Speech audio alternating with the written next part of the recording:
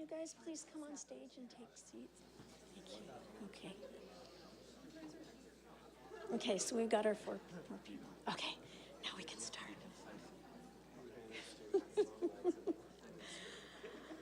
Okay, I'd like to move us forward because we still have some really wonderful speakers and discussion to take place. And then, of course, we want to make sure that you get to eat and have your lunch discussions. So at this time, I'm very pleased to be able to introduce Dr. Ben Henwood. He's a co-author of the book on Housing First, the model for that's being used at this time, and the National West Coast co-lead for the Grand Challenge on Homelessness in the area of social work, as well as the creator of the Social Work Enhanced Field Placement Project that was kicked off this year. So let me introduce. Thank you very much. Good morning, everyone.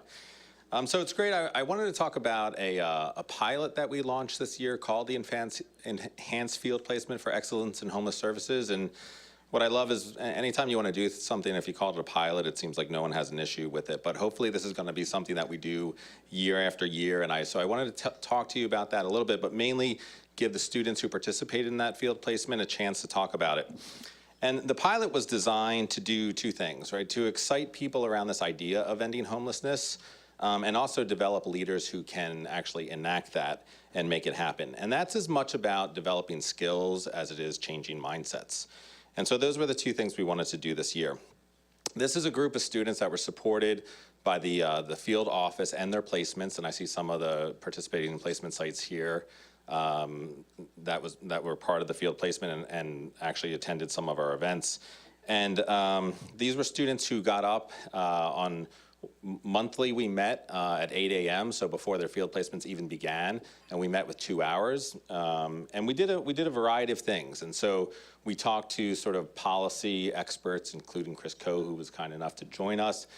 We talked to housing developers. We talked to advocates, people with lived experience of homelessness. So, and a lot of this was student driven. So a lot of each month we met and we talked about what was sort of in the interest and needs of students.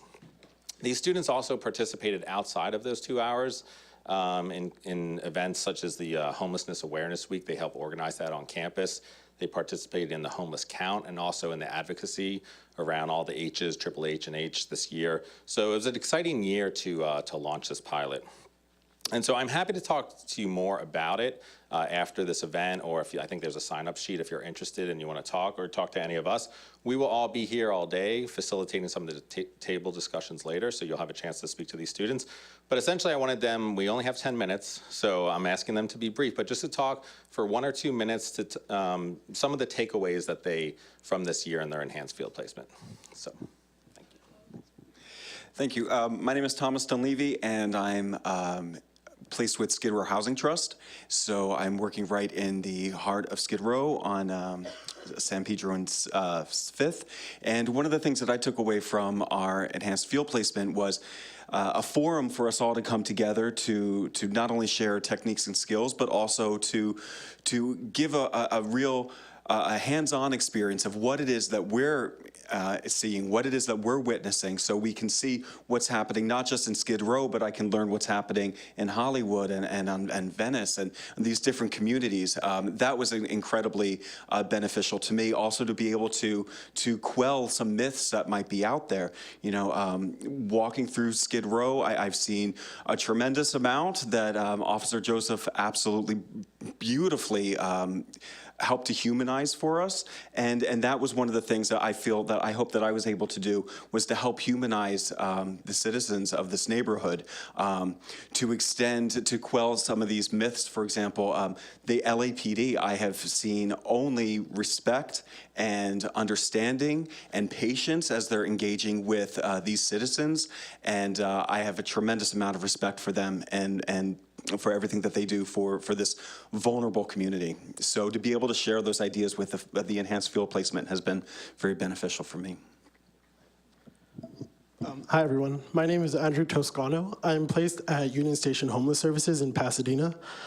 I think what I value the most about this group of people and being in the enhanced field placement is the experiences that they've had, that we've gotten to share, collaboratively work together, and think about the issue of homelessness throughout different parts of LA. And I really got to understand what the role of the intern was at those locations, which is really interesting, and what each of those locations valued in training and what their focus was, because we're each at different places, and each of our placements valued us learning something different and learning something important to put into practice in homelessness. Coming out of undergrad, I didn't expect necessarily to be working in homelessness because USC likes to throw curveballs, and you don't know if you're gonna be placed in a homelessness setting, but I was hoping for it, essentially because I had done it for 4 years at my undergraduate university, and that helped me, to understand and really conquer the myths about homelessness and to not be afraid to be in this field. And then I got to join these wonderful people at the enhanced field placement and learn even more and conquer more myths and understand that we're here, we're students, and we're willing to work really hard to end homelessness and to teach others and other students in our program what it is to be part of an organization that's helping in homelessness and to be at a school that's really, really helping and pushing for us to address this issue that, is falling through the cracks a lot of the time. So I really, really like these guys. And I like USC, and thank you so much. And yeah. Hi, everyone. My name is Elena Bespris, and I was placed at LA Family Housing this year, which is all the way up in the Northeast San Fernando Valley. Anybody? Anyone? Valley, girls, boys, non-gender conforming. We had a meeting in the enhanced field placement about field safety, which I valued very much because I don't think safety is spoken about enough in social work. It's obviously spoken a lot about in the LAPD, and Officer Joseph knows all about how to be safe. But it was useful in kind of giving me tools and framing what a social worker's role is and isn't, and especially in the field. So when we're doing scattered site visits, when we're doing outreach, or even when we're not working and we're riding the train and we encounter homeless individuals all the time. For people who ride the train, Thomas is my train buddy. We take the train sometimes from class. And so the way to think about that is to think about all of the resources available in each community, all of the services. For example, countywide, the HOPE team, the Homeless Outreach Partnership Endeavor. When I learned about that and other services, I was able to kind of gain a little bit of confidence in my own safety so that I was able to help others in the field. Thank you. Hi, everyone. I'm Molly Sullivan. This year, I was placed at Covenant House, California, which is a shelter for transitional aged youth. I think the best part about the enhanced field placement was having a space to ask really big questions. I think a big takeaway from this year for me working in homelessness is the more I know, the more I realize I don't know anything. And so having a place where asking some really big questions is okay and encouraged, and that there are people who are working in different areas of this field to bounce questions and ideas off of was extremely valuable to me. And I think also kind of getting a little bit more policy. One of our very first meetings was with Chris Coe, and that really, I think, set the framework for me. And thinking about all the various systems that are interconnected with homelessness. Really everything is part of the system. Law enforcement's part of the system, housing's part of the system, hospitals are part of the system, employers.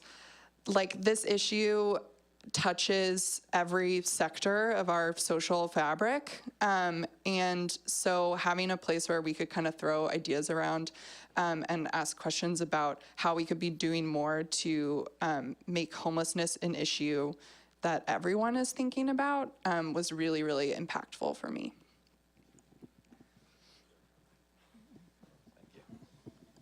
So I just wanted to give you a feel for kind of the larger discussion that these students are participating in. I think it's great.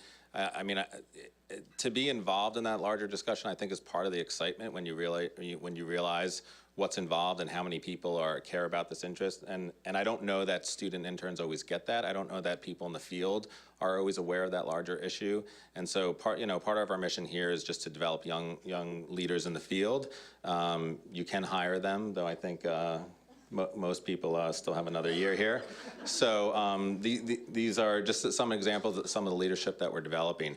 And so by all means, we'd like to partner with all of you and expand this as much as we can. So thanks very much. Thank you, guys. Thanks. Thanks, Ben. I also want to share with you the story of one student very briefly who was at her internship and was waiting to see somebody and ended up going next door to get a cup of coffee at a little restaurant there. And right in front there was a homeless man sitting there. And she had about an hour until her next client, so she actually asked if he would like to join her and have breakfast, and she brought him in and they began to talk, and during that hour she just listened to him and learned about him and used all of her nice social work skills, good listening and paying attention, and talked about what of a transforming experience or transformative experience that was to have a personal interaction in that way and to listen and understand and not just walk by somebody with ignoring them or or feeling frightened or avoiding them, all of the things that people often do. And that actually brings us to our next speaker because it relates to the idea of how we think about things and why we see some of the behaviors that we see from people who are homeless that may take us aback a little bit, that are maybe a little hard to understand.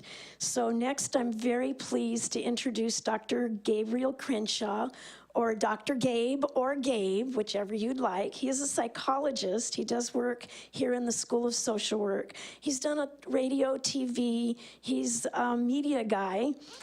He was named America's Best Life Changer on the TV show Extra.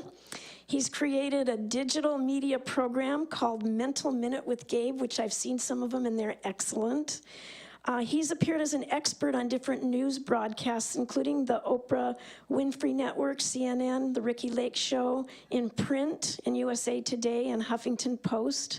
And he's also a songwriter and an author. He's lectured through lots of places. And one of his areas of expertise is neuroscience. So he really understands the brain. He's telling me, stop doing this introduction. Okay, come on up, Gabe.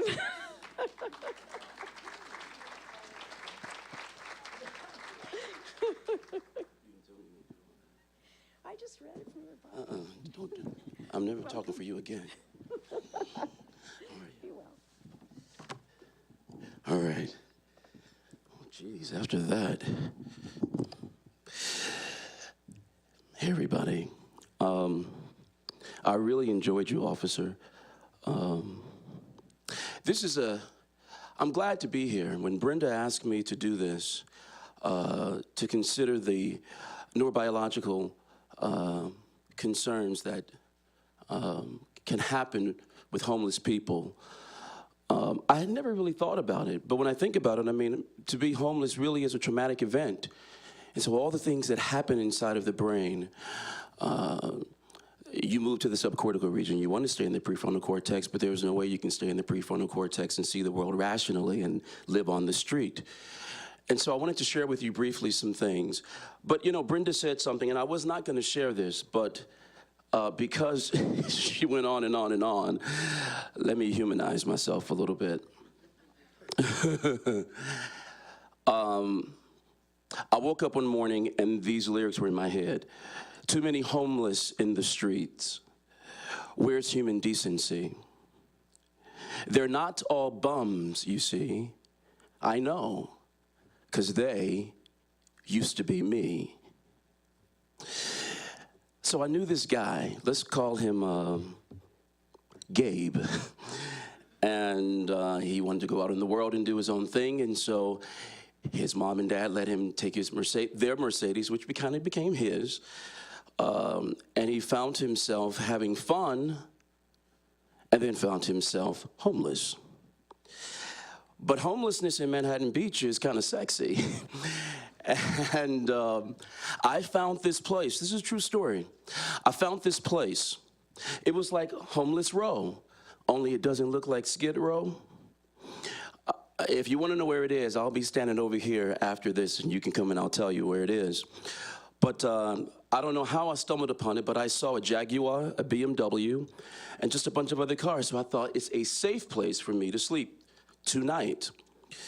I had a lot of pride, and I didn't want to tell anyone.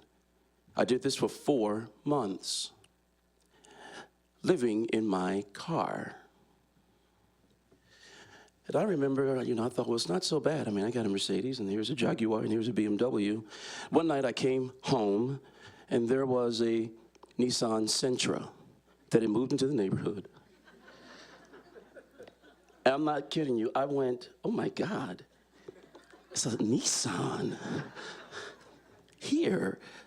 There goes the neighborhood. I'm not kidding you. And I thought, isn't this crazy? It's like, dude, you're living in your car. And there's a hierarchical attached to being homeless. Like, wow, So, but the interesting thing is, you know what? So I started to think about this, Brenda, and I thought, okay, I'm like, go to the next slide. That would be my job to do. There's a connection here. When you consider the role of the brain, it helps to shape and condition behavior, thought, and emotion.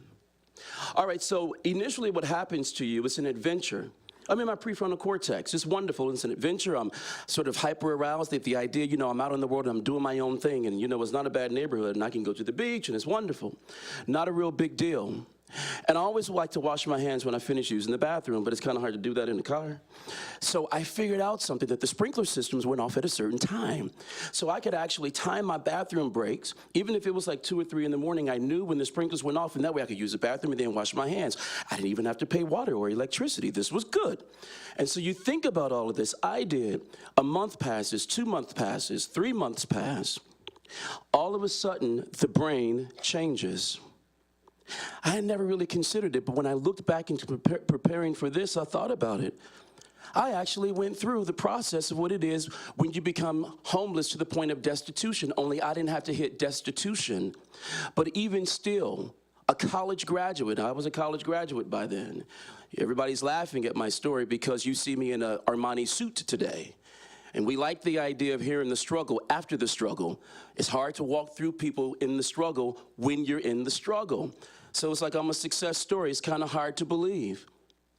But the reality is I'm probably not the only one in here. In this room, I probably am not the only one who's ever been homeless. A paycheck away from being homeless. Because that's the reality. The face, what I want to do, we're talking about innovative solutions. Well, first of all, we have to not only consider the obvious characters who we identify as homeless, there's also the other side. Those are the folks who are embarrassed, that are living in their subcortical region, the amygdala, because of embarrassment, and there's a defense mechanism in place. That's what I want to speak to as well as the obvious in mental illness, because it could have happened to me, because I started to lose a bit of my grip with reality, because I am not in a normal situation.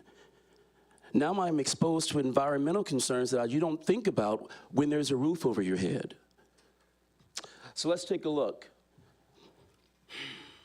These are the areas that we're looking at. The prefrontal cortex. Hey, how do I hit that laser thing?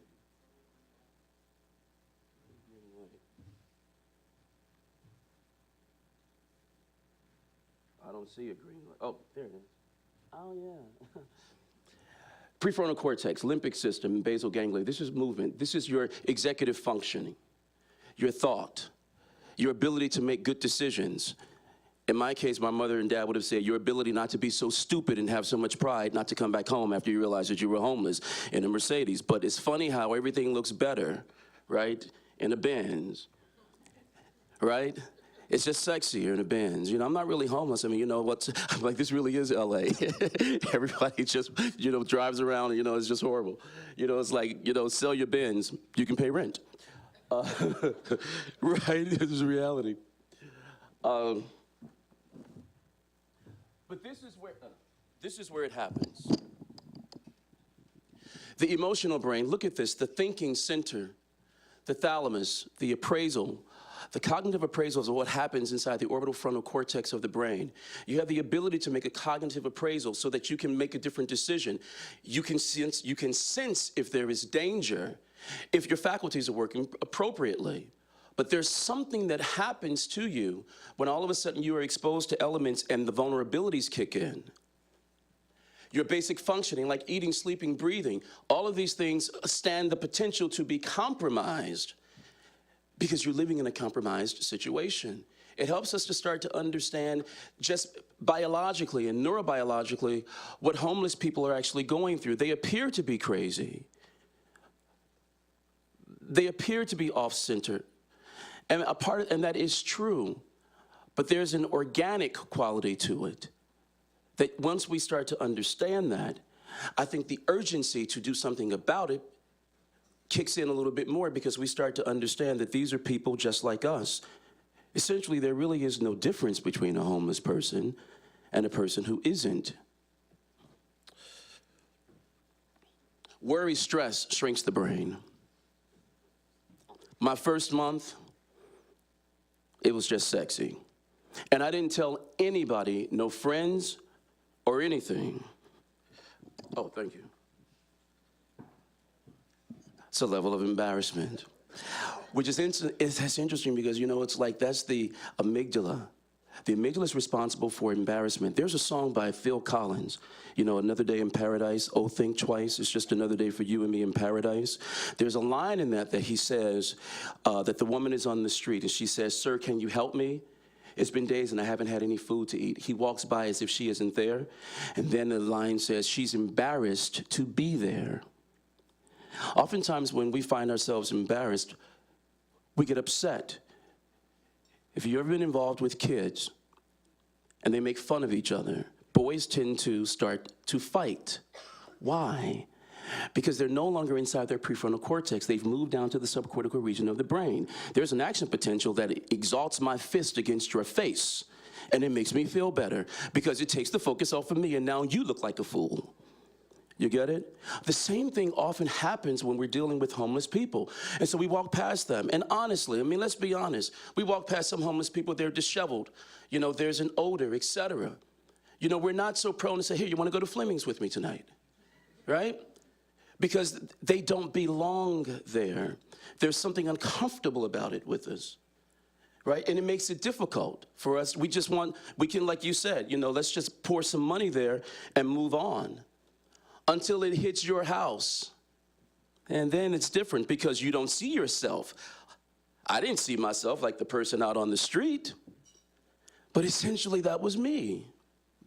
So, worry shrinks the brain. Consider this. This is the depressed brain, the not depressed brain. This is optimal functioning right here. Literally, your brain lights up. Neurotransmitters. There's an electrical transmission that happens at the presynaptic level. All right, it sends the message over to determine whether or not there'll be an action potential. And if it is, it sits on the receptor site called dopamine, norepinephrine, even serotonin, and you feel really, really great. That is when you're operating optimally, when things are good. Emotional regulation, what we start to see here, bipolar and schizophrenia. These are places where this is housed inside the limbic system, which is what we see with the homeless folks. And I talked about the amygdala already. It's the physiological response, it's the killer instinct. And so what we start to see when it appears that homeless people are a bit violent and aggressive, sometimes they can be because there's a level of threat that happens.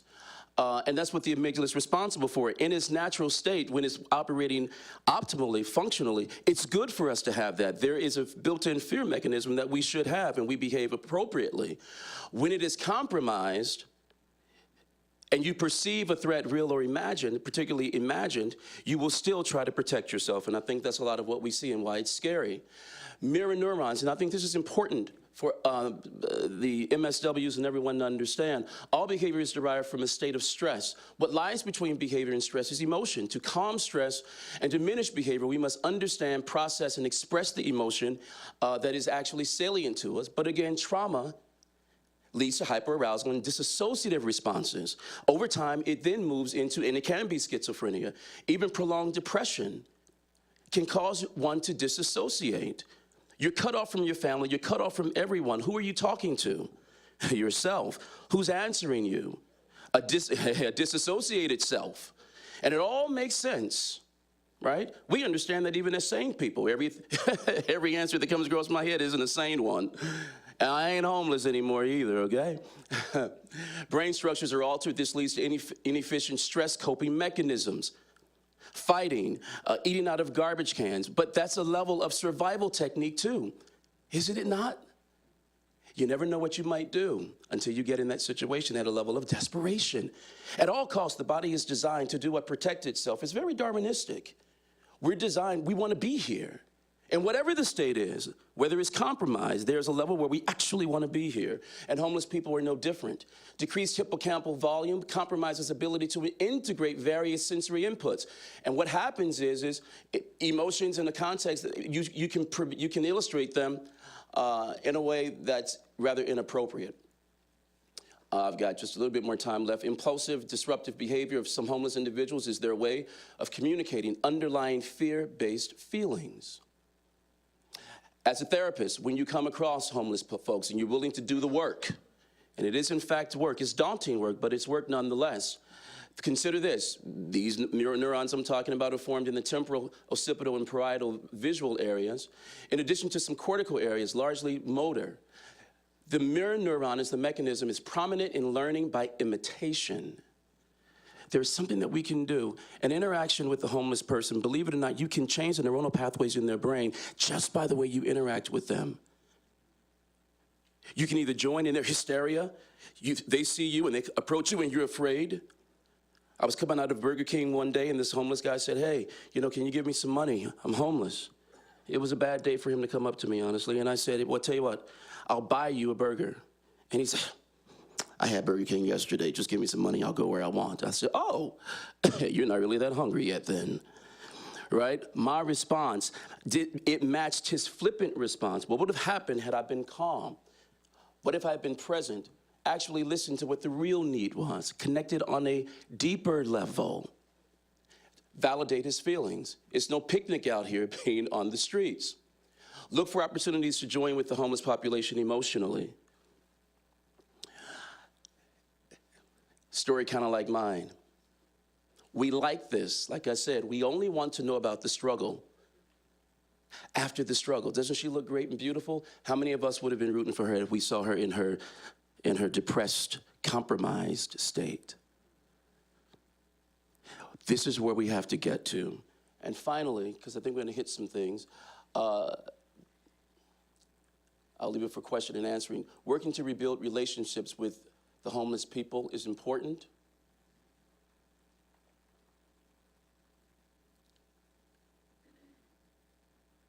Outreach programs, and I'll hit on this. We're gonna have question and answer, right?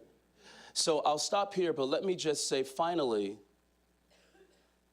instead of prescribing medication to homeless folks like Stephen, which I'll talk about in the Q&A, what if doctors could actually prescribe a house? Yeah, I'd be homeless all over again. Can I have it in Malibu, I'm homeless. This is happening in Hawaii. They put it through legislation. I'm not kidding around. And I'll talk about why this could actually be a viable possibility. Because homelessness is not just an issue with mentally ill people. There's actually, it's a disproportionate amount of people homeless, but it's about 20-something% who are mentally ill. In our greater society, it's about 6% of mental illness that we see. But there's so much more to it than just being homeless. Rather, mental illness being associated with homelessness. It's also about low income, inappropriate housing. Some of the squalor in the houses that people are given to live in is actually worse under that roof than it is out in the streets. So with that in mind, I'll stop here and I'll stop. Thank you. Okay, This was a quick overview of an interesting topic because I think understanding how the brain functions, what we see, and what that means for care is important. Are there questions from the audience for Gabe?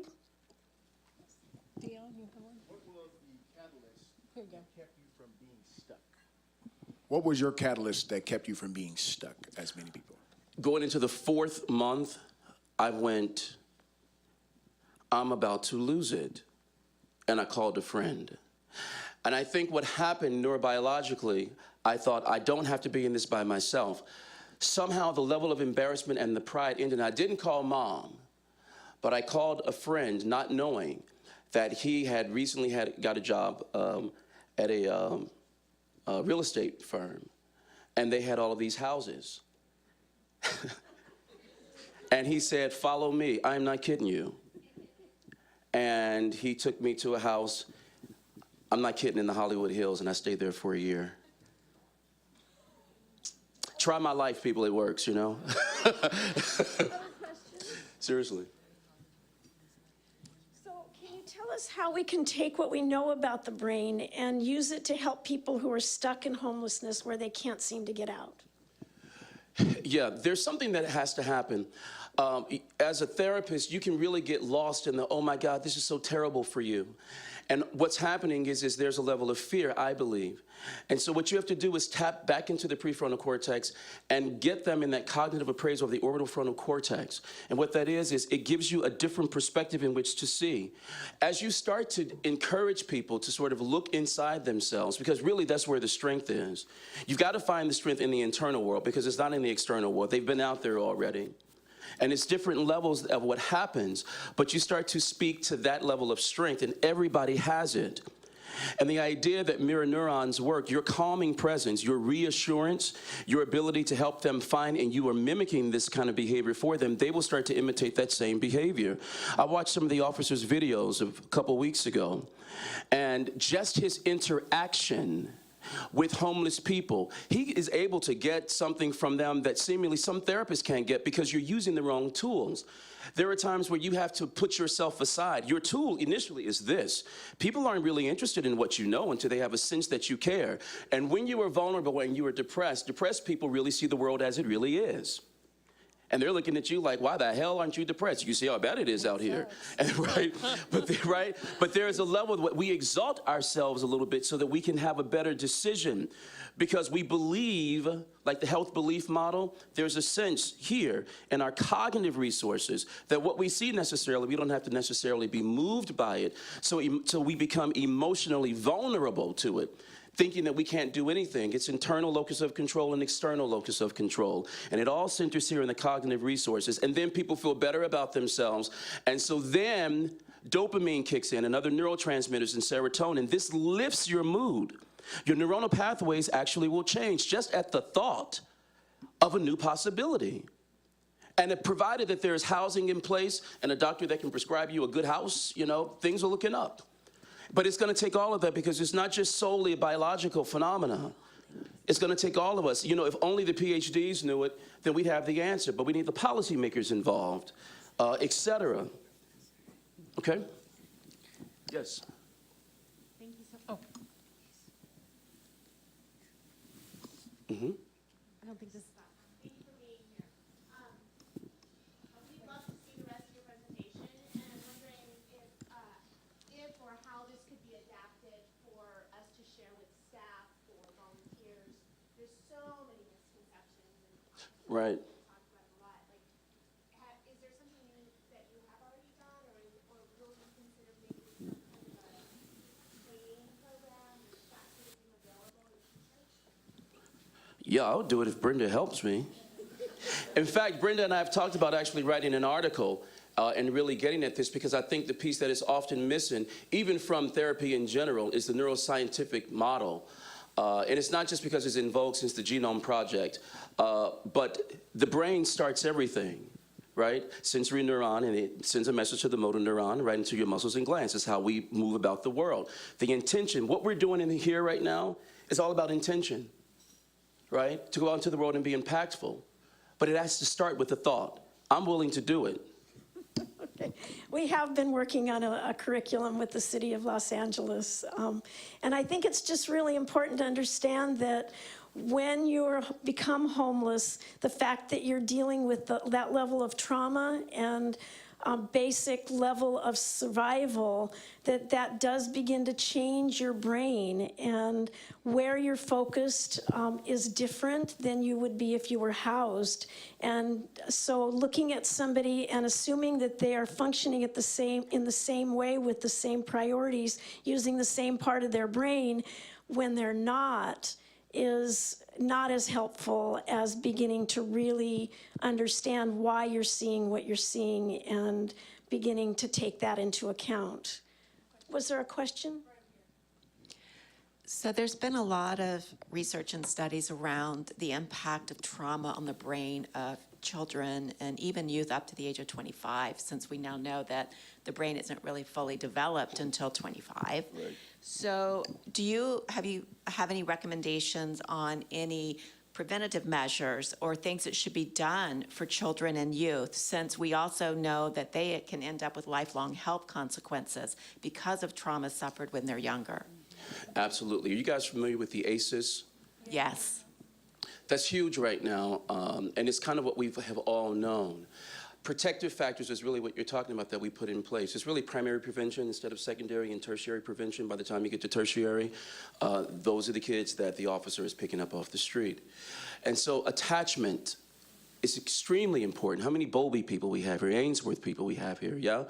This is really important because, and Siegel talks about this in mindfulness as well, right, Siegel? Here's the issue. The emotional regulation and emotional stability happens with the caregiver. We used to traditionally say it was the mother, but it's not always the mom.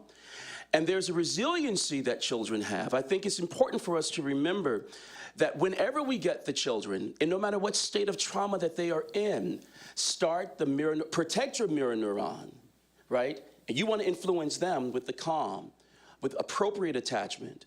And they automatically start to write a new narrative. You never have to say a word to people. This is how powerful the brain is. You wonder why therapy works, outside of the fact that occipital lobe mesocipitalobe creates an action potential in the presynaptic neuron to the postsynaptic and sit on the serotonin neurotransmitter. Outside of all that, I don't have to say a word. They walk into the room and they can just look and they feel a sense of encouragement, calm, you're with me, support, empathy, right? You ever had that happen before you began therapy? Not always. The neuronal pathway in their brain has already changed. Yeah. For our children, this is especially important because they don't have the same filter that adults have, so they can spot bullshit instantly, right? Yeah. So you don't try to talk them down and go in childlike mode with them. There are a lot of children that are experiencing adult traumas. You have to deal with it. If you are afraid of it and you can't deal with it, what are you doing? You are re-traumatizing the victim, okay? So that's the attachment, emotional regulation, protective factors, support, and things of that nature. And getting them to change the narrative for themselves, that where you are now doesn't mean, brain plasticity is critical here. The brain is plastic. It has the ability it's malleable. It has the ability to make and mold into anything. You start to speak life into these children. And you don't speak to their trauma. We ameliorate the trauma, but we speak life. Does this make sense? Yeah. Okay.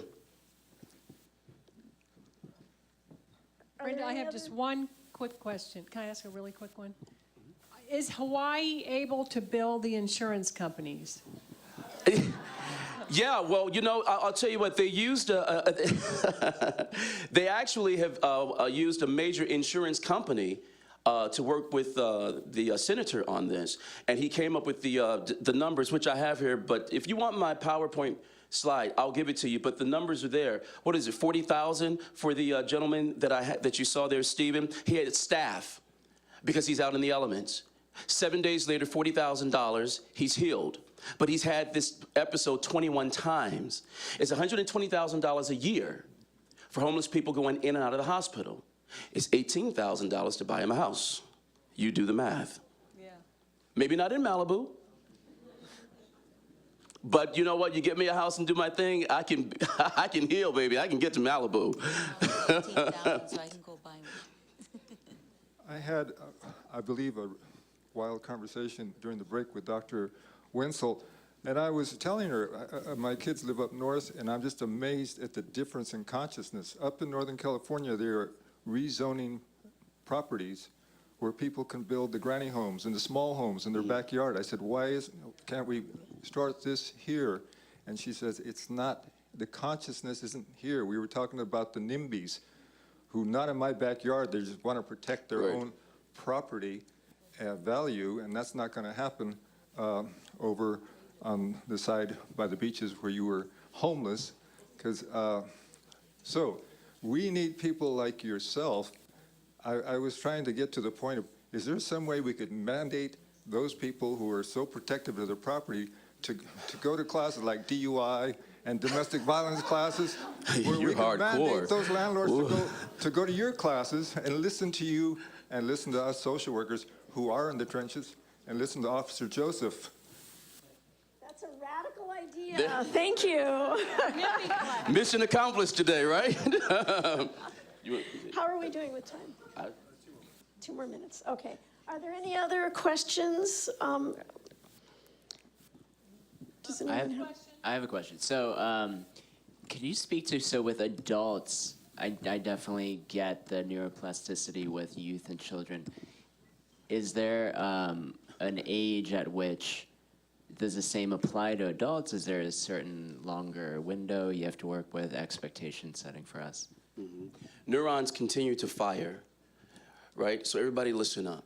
There was a time when you reached a certain age, we thought it was impossible to learn anymore, right? We have adages, you know, you can't teach an old dog new tricks.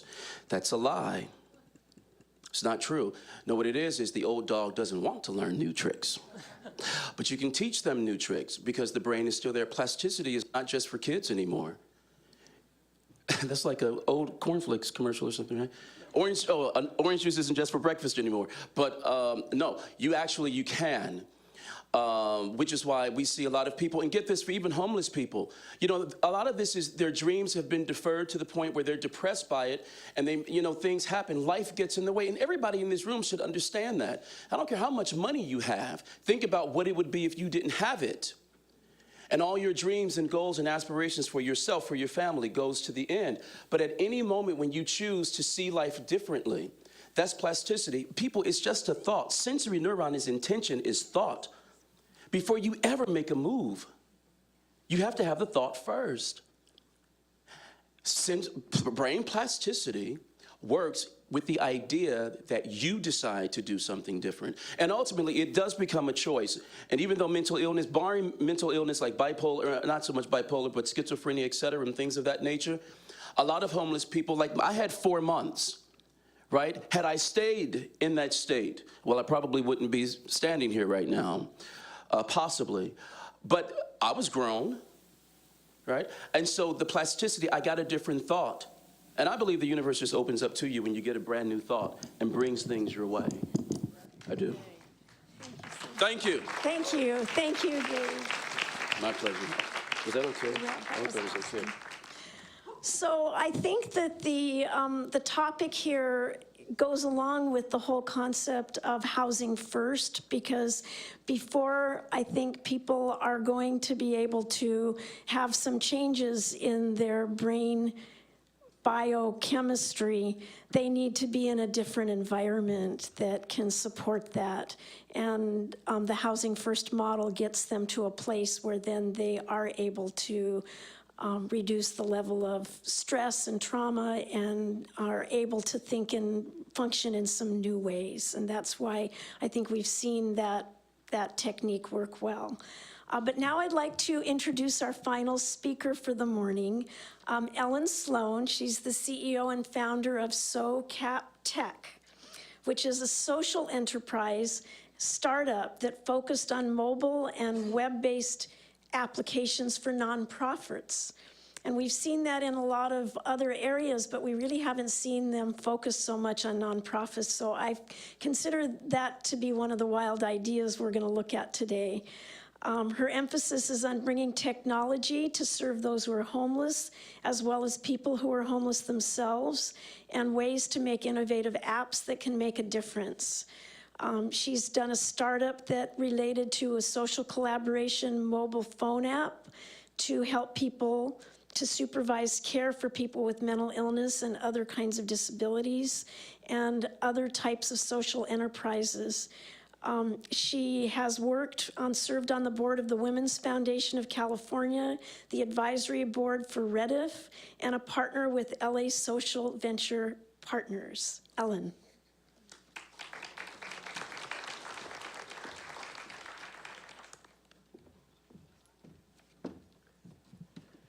Thank you very much. So let me just add to the perspective of where I'm coming from. I have 61 years of lived experience, and I worked for decades in the corporate sector, worked, as Brenda said, in the nonprofits as a board member, particularly the finance committees, because I'm an accountant and recovering accountant. And then I also have spent time in one of the considered maybe largest agencies we have, the Navy. I was a Naval Reserve officer, Supply Corps officer, so I was doing contracting. So I come at it from a number of different perspectives. And then to prove that you can teach an old dog new tricks, at age 59, I learned how to code.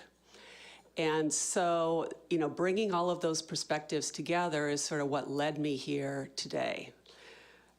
So, I'm going to do this here. So, Dean Flynn talked about the wicked problem, and certainly homelessness is a wicked problem, and all of us here are very familiar with what the stats are. And I see there are three problems that we have. One is obviously homelessness itself, and then there's two other problems from the vantage point that I sit at. One is that nonprofits that are, most of the nonprofits dealing with this, don't have the money for the technology that is available now. All of us in this room, all the people working at the agencies have one of these, but many of the people in the nonprofits are still dealing with email, phone, and paper forms. And having sat on the finance committees and familiar with the nonprofits, there just isn't the funding for that. There's barely enough funding for operating, and a survey was done in 2014 that 3.2% of a budget is spent on technology, and that compares to 6.9% for a small business. And so the monies that are spent go to maybe paying for the Wi-Fi and paying for the storage and things like that, and continuing the software, but not for innovative solutions that can be made for something like this. The other issue is the agencies are incredibly huge, and they have legacy software that is a rat's nest. And it's very hard to get those, large systems to move on a dime. It's a proverbial battleship. You can't change something. They're not as nimble as we would like them to be. And so with those two things in particular, both the nonprofit, the monies, and not the ability to be able to create innovative tech solutions, and then the agencies just having this behemoth, I actually do agree, more so than ever, now is the time to create innovative technology solutions.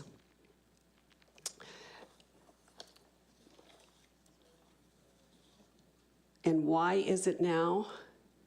We have a lot of very inexpensive platforms that are available. And this is true. I ran a startup tech company in 2012 to 2015. And we spent over $100,000 to develop what's called in the industry MVP, or minimum viable product. And we had to go overseas to get that done in India. We couldn't afford the people, the people here right in Silicon Beach. It would have cost us 3 times as much. And as a nonprofit, it was incredibly expensive, but we had a funder that was willing to put that money through, and we actually never got that thing funded or programmed appropriately so we could pilot it. So we have these innovative, inexpensive solutions. And one of the things that I'd like to pull up is the JOT form. So I was working on I was at a hackathon, and I highly recommend all of you to go to hackathons. In fact, there's one for foster care next weekend that if you're interested, and maybe USC could put on a hackathon around the homeless issue. Just a thought there. And I was at a hackathon, and I met Latina Jackson, who's one of the district directors at the Department of Mental Health, and she was explaining that at the Source, which is a one-stop shop at the Central Library, started at the Central Library, for the homeless to the DMVs there so they can get their ID or renew their license. DPSS is there so they can sign up for CalFresh, Medi-Cal. There's a legal clinic there so that they can get some of their tickets taken care of. They can get a TB test, things like that. That one of the issues is that each of the different agencies keeps asking for the same information. And as the officer knows, and many people know, that they carry their ID cards in a wad with a rubber band around it. And identity theft is rampant in Skid Row and other places. They either lose it, but it's most likely being stolen. And for those of us that have a credit card that's stolen or the number's stolen, you call the credit card company, they'll make it good. You lose your CalFresh, it's at least another 30 days before it can be replaced. And therefore that impacts your life more significantly. And so what we wanted to do is create an app. And you do this, a hackathon is typically Friday night to Sunday night. It's 48 hours, and yes, you do get to go home and go to sleep. But it's time limited. You have to have something that works, a pilot, MVP, minimum viable product, at the end of that time. So you're time constrained. You bring in a variety of different people. Often, before I knew how to code, I was a subject matter expert. And a business person coming in from that standpoint. So what I was able to do is we formatted what the design of the app is going to be, and then, a couple months later, we were trying to move this thing along, and I just got up in the middle of the night, and I created this app in 1 hour. 1 hour. That's how, and it's free. This is jotform.com. You can go through in Google Forms. You can do it through Google Forms. Chris talked about Google Forms when they first were exploring CES. And so there are many free opportunities. And so basically here, it's Central Libraries, today's date, which caseworker are you, client name, if we could scroll up a little bit, caseworker name, parent name. What we're trying to do, one of the other problems is that in the CES system and other systems, is that there are multiple entries for the same person. And sometimes the spelling's wrong, or because of some mental illness, they get their names wrong. So trying to find identifying factors, contact address if they have it, birth date, let's scroll up. Birthplace, sometimes that might be an identifying factor, phone number, go up. And then what kinds of ID do they have? And what kind of services have they signed up for? And then if you click one of these, let's scroll all the way up, or down, whatever, is that then you can actually copy, photograph it, which we all have cell phones, photograph it, and attach it to this file. And then the other thing we wanted to do, so this is in an hour. I was able to create this. It goes to Google Forms. It's not secure, but it's a working product. It's a working piloting product. And what you can do with this is we want to attach it to a fingerprint, a biometric feedback, which we weren't able to do with this, but there is ways in which to do that, and that gets to another opportunity, which is APIs, application program interfaces. And so actually the new HMIS system, the Clarity that the county is adopting, has biometric portion to it, and I'm really hoping that they will adopt that so that instead of carrying your wad of papers that you move on. Okay, so let's go through the next, let's see, can you click to the next slide?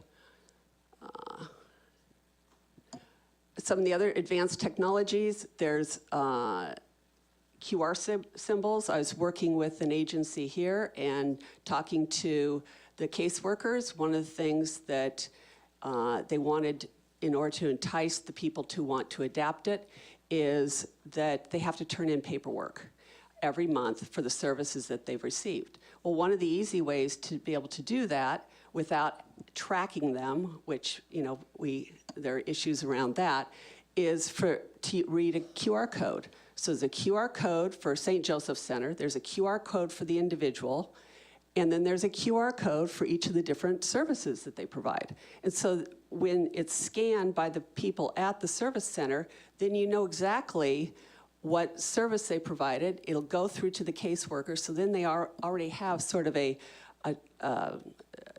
sample billing that they can bill the grant for is the type of services. And then you know that instead of you know, getting a signed form from the doctor or the center that they've actually been there.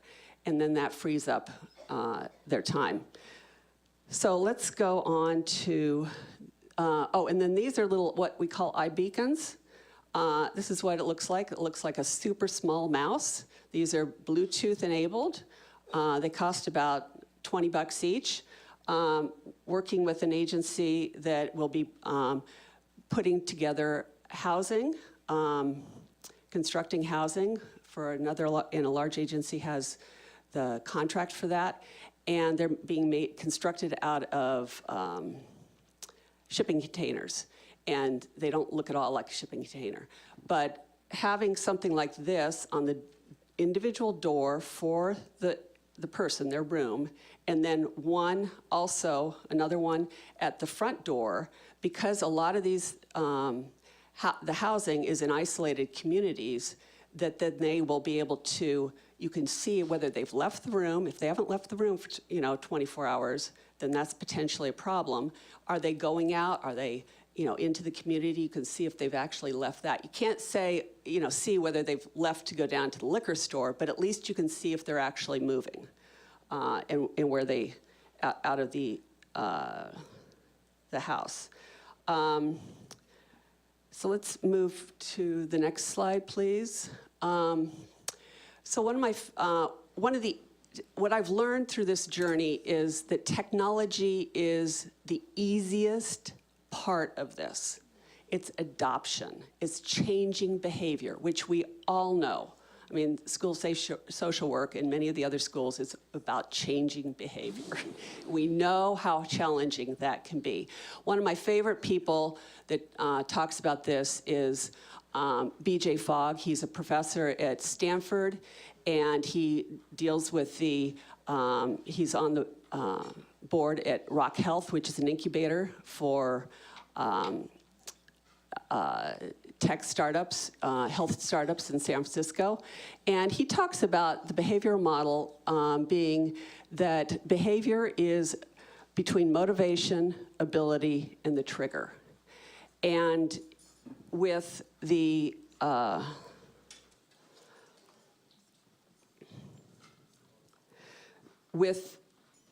QR symbol there, the motivation was because we wanted the people to actually use the app, is to keep it on, is the motivation is if you don't have to turn in the paperwork, then that's a good thing.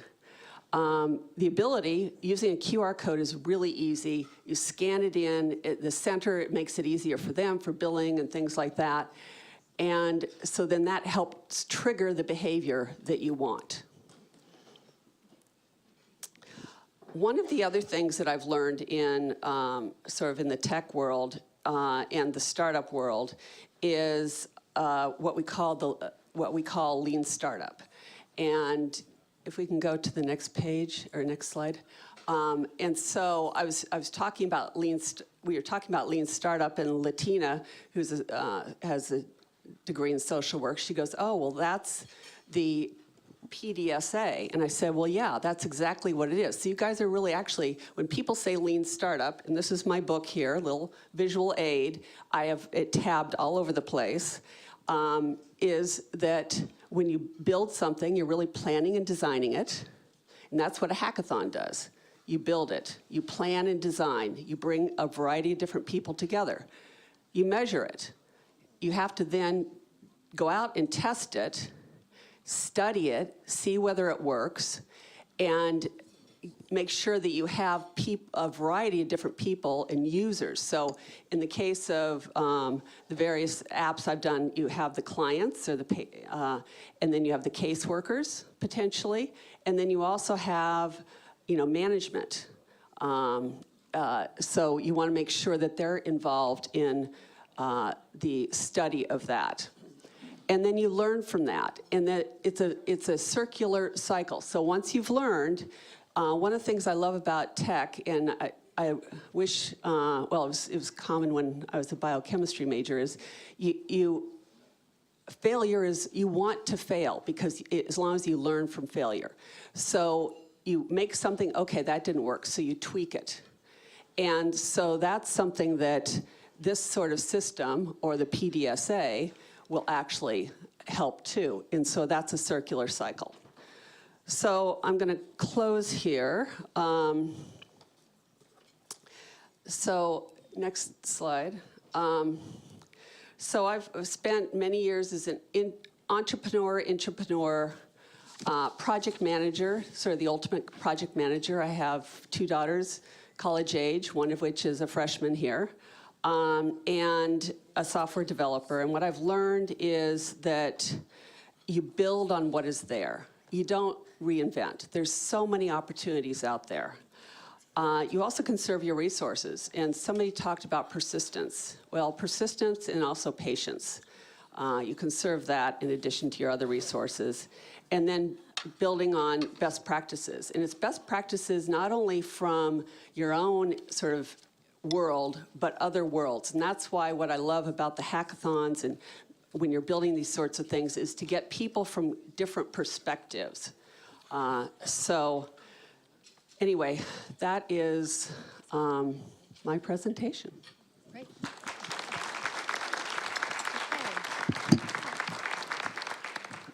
Are there any questions for Ellen?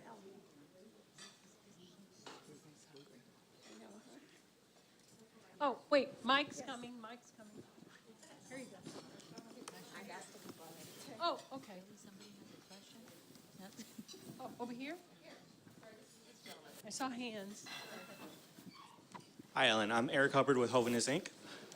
And as how do smaller nonprofits really tap into the ability to use new and emerging technologies when, on a daily basis, we're just focused on reporting to HMIS and using the basic tools of data management when there's not even necessarily funding available to really look into huge upgrades, or there's not ever really people just knock on your door saying, can you try this app to really improve your efficiency and really help you improve your outcomes?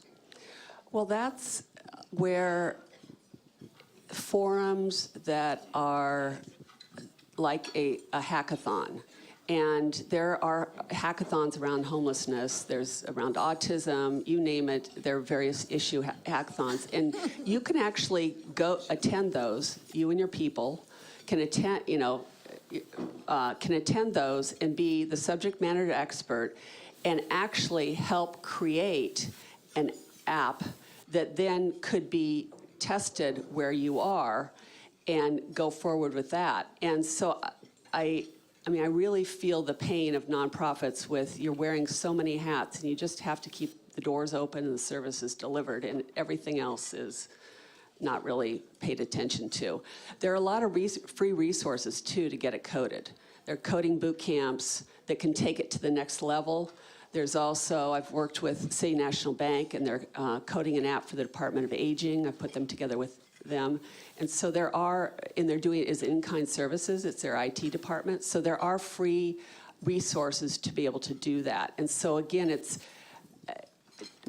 being brave enough to want to spend, some time to be able to do that. And when you're in a, confined period of time, 48 hours, it's amazing what you can get done and the energy that comes from that. And the energy of the people, a lot of times they're volunteers that will be on your team that will help carry that forward. I have a question, I have a mic too. Are there foundations that might help organizations develop apps, like you think of like Microsoft or different, is that something you should pursue or? Well, so the way that I've worked with the corporate foundations, especially in the tech arena, is that if we can use their tech platform. So I sort of deal with the chronically homeless, and then on the other end of the spectrum, the homeless college students. And so I have had discussions with Airbnb to use their platform to match hosts with students. And somebody talked about granny flats and stuff like that. Well, you go to the West Side, and they're 3- and 4-bedroom homes with 1 or 2 people living in them.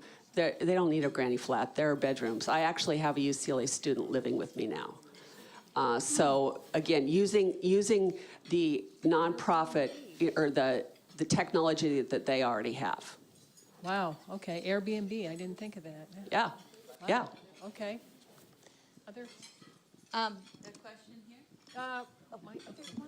Okay, just a quick question. I know when I'm out in the community, I'm wondering was there a card? Is there a number? Is there something I could tangibly sit down with somebody and give them and say, here's a resource if you want help, if that's what you're so choosing.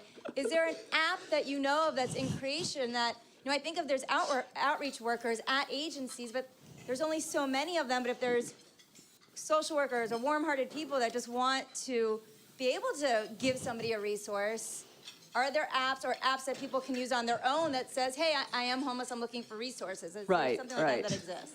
So, Denise, did you plant this? Sorry, I was asking about my dressing. What? So, Denise here has an amazing app called Win, What I Need. And so any of you that want to find out more about it, it's exactly what you're talking about, and it's vetted, annually to make sure the shelters and the hours and all of that stuff. Actually, more than annually. Okay, so Denise can tell you more. So yes, there is Win. Just, you can dial it up right now, go to the App Store, and it's there. It's amazing. Yeah. So thank you for that question, Denise. That was very good of you. Oh, well, one of the things I wanted to kind of underscore about what you were saying was the need of nonprofits to do this, which is how we pulled into the space, because I wasn't originally, like you, a nonprofit person.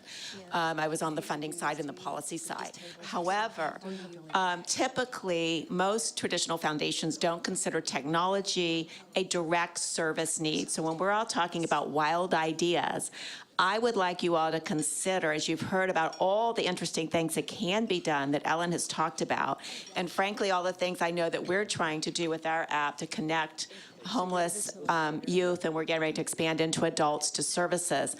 And right now, there is no traditional foundation funding sources because it's not considered a direct funding need.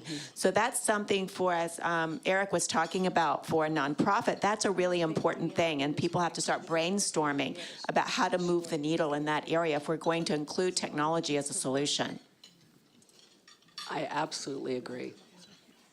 Okay, well, let me conclude with that for our speakers. And thank you, Ellen. That was very interesting and brings a whole different perspective to the table for solutions. Thank you so much.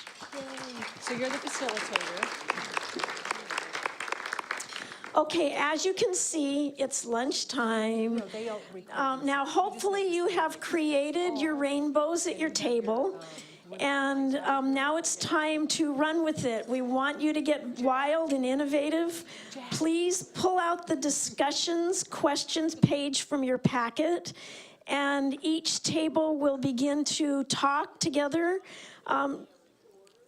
And there should be somebody at each table that is helping to facilitate, but every single person is going to be their own recorder. We want you all to note down what it is that you think is important and fill in your sheets and turn them in before you leave. We want to compile your ideas. So go ahead, enjoy your lunch, and we will actually be concluding before 12:30, so about 12:25. And I want to thank you so much. I'll just say goodbye to you right before we send you on your way for the day. But thank you all for your participation to this point. Facilitator. So I think I've got that process pretty much under control, but we'll go around and make sure everybody has a facilitator. Enjoy lunch.